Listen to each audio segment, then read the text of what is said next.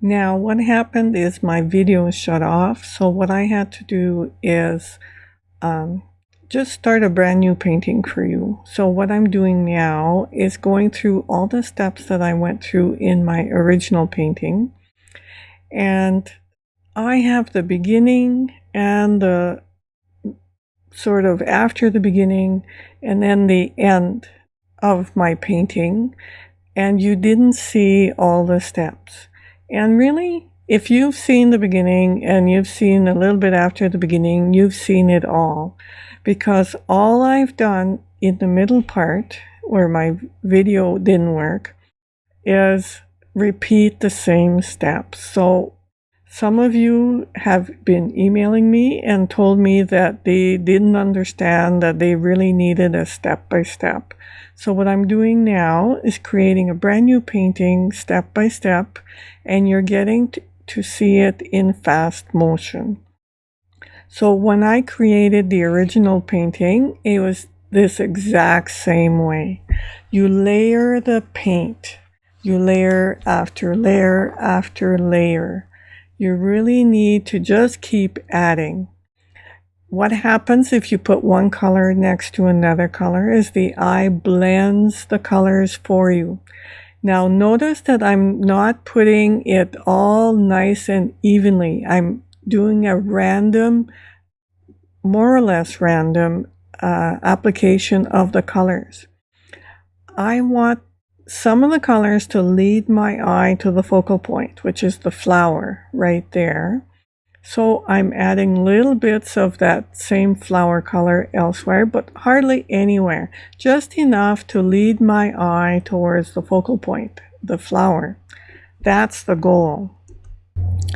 Every time I pick up a brush, I change the color up. So I'm not repeating the color all the time. And if you notice, I put the color a little bit everywhere. So I don't just put in one spot. I dab in one area and then I dab other areas. Now I wasn't happy with what I did, so I kept going. You can add as many layers as you want to this painting. The goal is to just keep dabbing until you are happy with your end product. So I am dabbing some more. Now, when you're doing your own painting, that's exactly what you do. If you're not happy with what you see, you keep going and you keep dabbing. Actually, the more layers there are, the more beautiful the painting, because what happens is the eye blends the color. You see all these little dabs are right next to each other. So if you put purple next to a pink, next to a green, those colors are blended together by your eye. That's scientifically proven. So I am dabbing and dabbing until I like that end product, and I just keep going. There was just too much pink and purple there, so I went back in and added more green back. I'm adding a little more pink in some areas.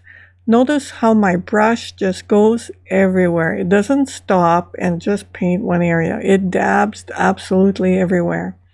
Now I want a few little darker areas near the corners, because you always want your corners to be a little darker than your middle area.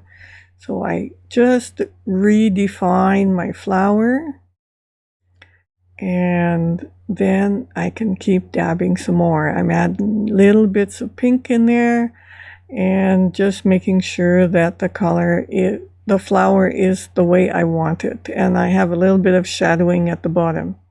And I spread that out better. Now let's take the tape off to see if it works, because it always looks better after the tape is off. Now that's a lot better. There's a few areas I would keep dabbing, but you could go on forever. Just keep dabbing until you are happy with what you've got. There I am dabbing again, just adding little bits of white. I just can't stop. This kind of painting is addictive because you just keep adding and adding and adding, but be very careful near the end.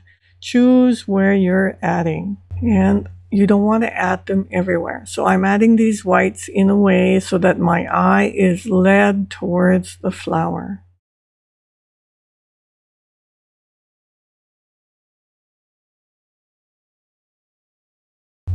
After all, the goal is to enjoy this whole painting process. Remember, it's not so much about the end product as the whole experience of painting itself.